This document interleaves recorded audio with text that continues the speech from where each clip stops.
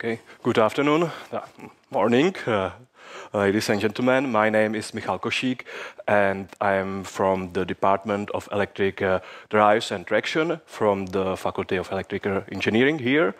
And I will be talking about the optimization of inductive power transfer for battery charging. So this will be more about charging and of the batteries and less of the batteries itself. And so let's first review the principle of the inductive power transfer. It works as follows. Okay, so let me, how does it work?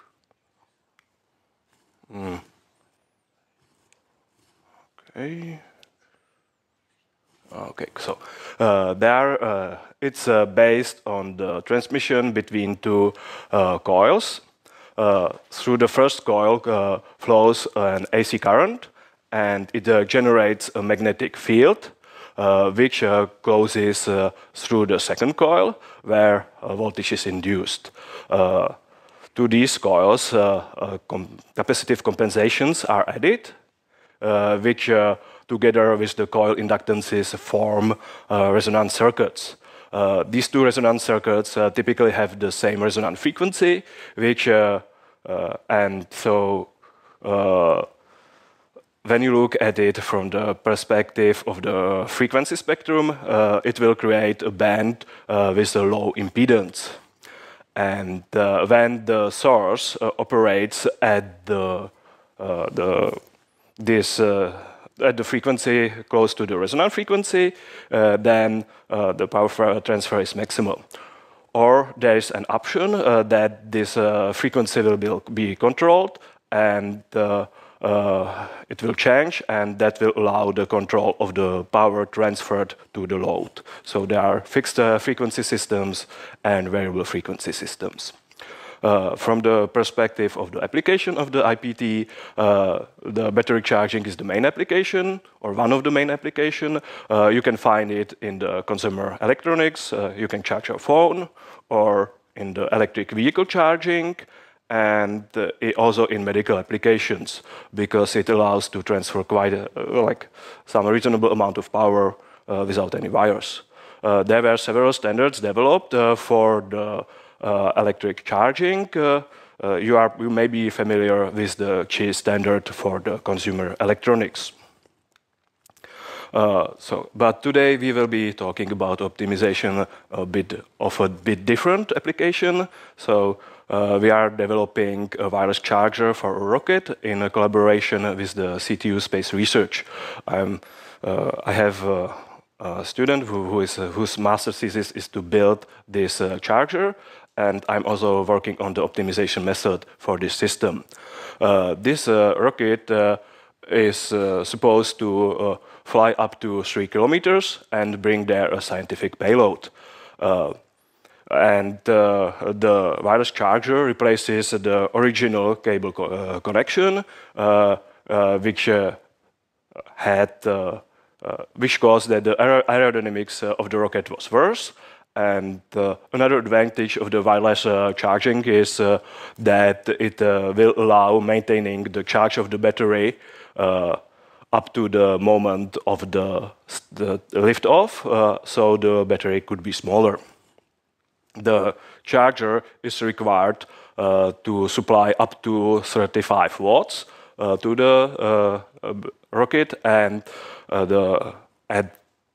it's supposed to regulate the output voltage to constant 30 volts, and it should also enable the bidirectional data transfer.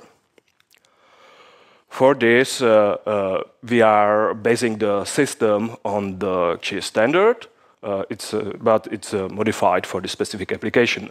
So the main component is the full bridge inverter, which is using MOSFETs.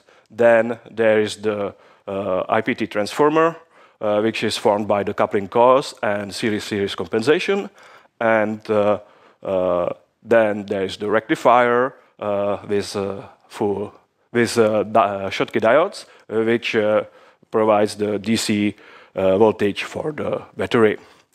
The communication uses basically the power signal, which is modulated from the communication from the transmitter to the receiver uses FSK, so phase frequency shift keying, and the communication from the receiver to the transmitter uses amplitude shift keying. The optimization goal is to maximize the average DC-DC efficiency. The efficiency is given by this formula. It's basically a ratio of the output power related to the sum of the output power and the losses in the system.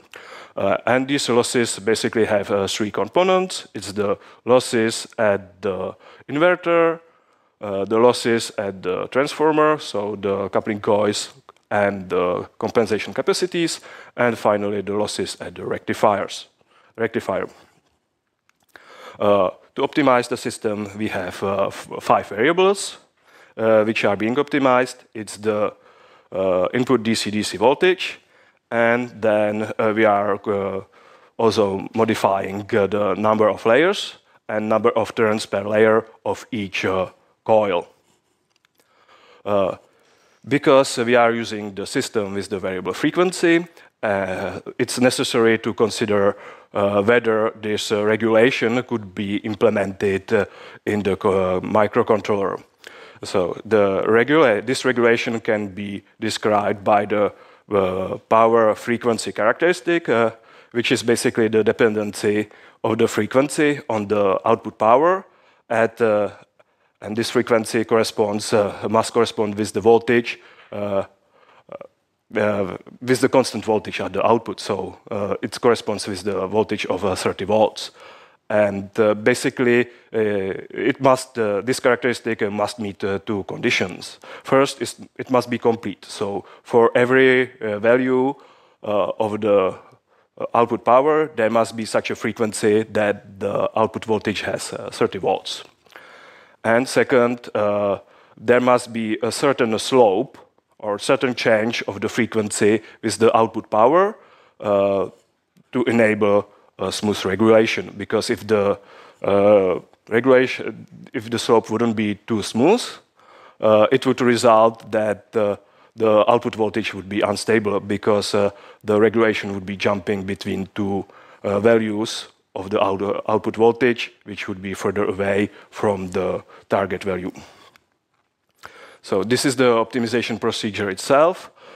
First, we start with specifying the IPT system, so the components and the parameters and the load. Then we select some initial values of the number of turns and number of layers. These are controlled by the optimization algorithm later in the further iterations. The input voltage is not part of this set, which is controlled by the optimization algorithm. The reason is that it's easy to go through all the variants, and it doesn't add that much time, so it doesn't prolong the simulation. So we go through all the variants of the input voltage later. Then, in the third step, the geometry is modeled. We use a finite element method model of the coupling geometry. Then we calculate all the circuit parameters and obtain the power frequency characteristic, calculate the efficiency and voltages and currents of each design variant. Then the design constraints are applied to remove the variants which are unsuitable. So these design constraints are the current and voltage ratings of the components, and we also check whether the specific variant can be implemented in the MCU. Then we select the best variant from the input voltage variants and pass it to the optimization algorithm, which then iterates the whole function and changes the number of turns and layers. Basically, then when this optimization process is completed, we check the result.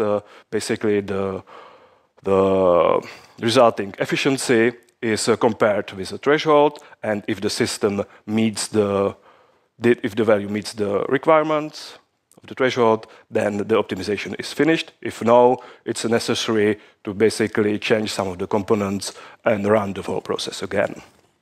So these are the results for our charger. The threshold was set to 85% efficiency. The Czech standard requires that the average DC-DC efficiency would be above 60%.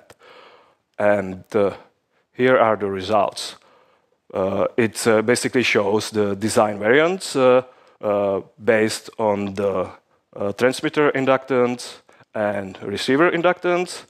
The empty black circles are the design variants which didn't meet the design constraints, and the colored one are showing the variants which met, and they are showing the efficiency. So this green circle is the optimized variant. We achieved the system with maximum efficiency of 89.2% and the average value of 88.7 for power above 5 watts.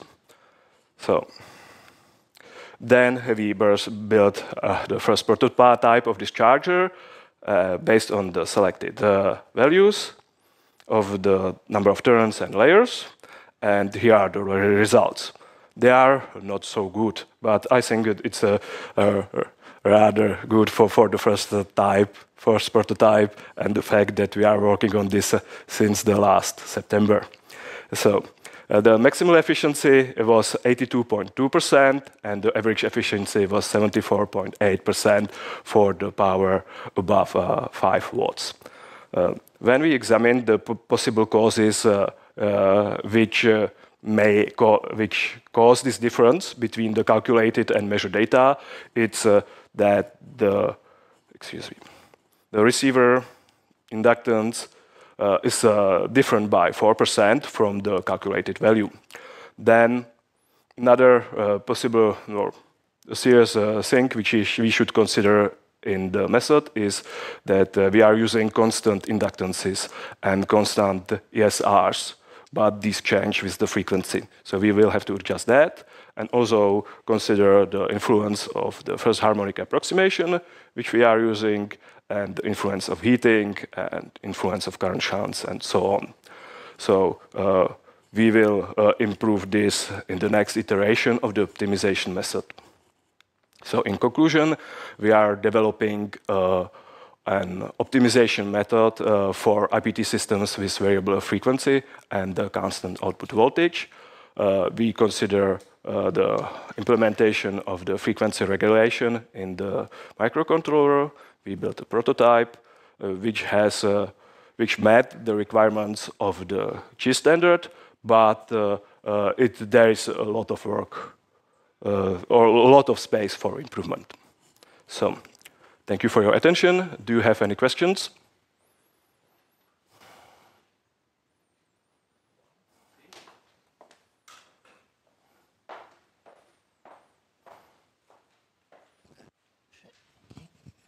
Thank you for your presentation. A quick, have you considered, for example, some pulse charge currents or something, some like more advanced method of charging the batteries, so that you are not following just the constant voltage. You are not trying to have a constant voltage at the battery side. To have there some more advanced profiles like some pulses?